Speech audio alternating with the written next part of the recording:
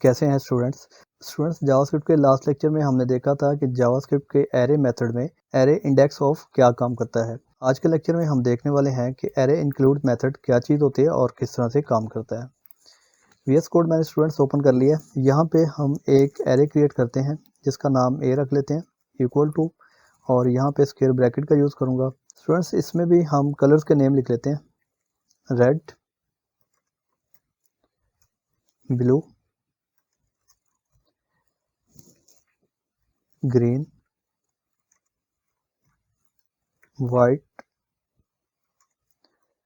और pink add कर देते हैं। यहाँ पे सेमी कॉलन लगाते हैं और डॉक्यूमेंट डॉट राइट में प्रिंट करवा लेते हैं ए की वैल्यू को, और यहाँ पे कॉलन लगा दें। आउटपुट देखते हैं इसका। स्टूडेंट्स आपके सामने यहाँ पे सिंपल एरे हमारा प्रिंट होके आ गया।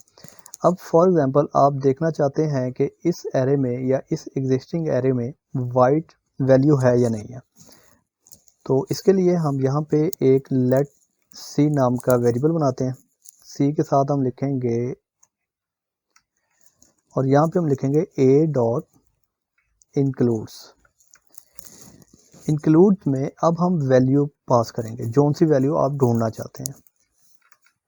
मैं यहाँ पे लिख देता हूँ वाइट। अब सी की वैल्यू को प्रिंट करवाने के लिए हमें डॉक्यूमेंट डॉट राइट लिखना है। कॉपी पेस्ट कर रहा हूँ मैं यहाँ पे,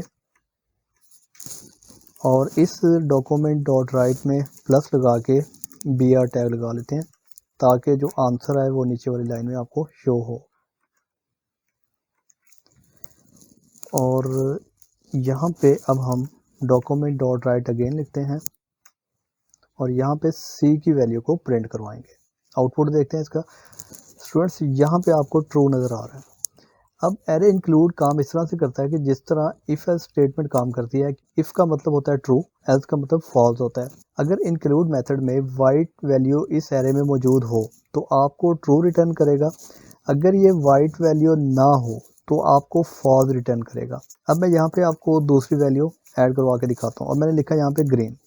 आउटपुट देखते हैं तो अभी भी आपको ट्रू रिटर्न कर रहा है। इट मीन्स के ग्रीन वैल्यू भी इस एरे में मौजूद है जो आपको ट्रू दिखा रहा है।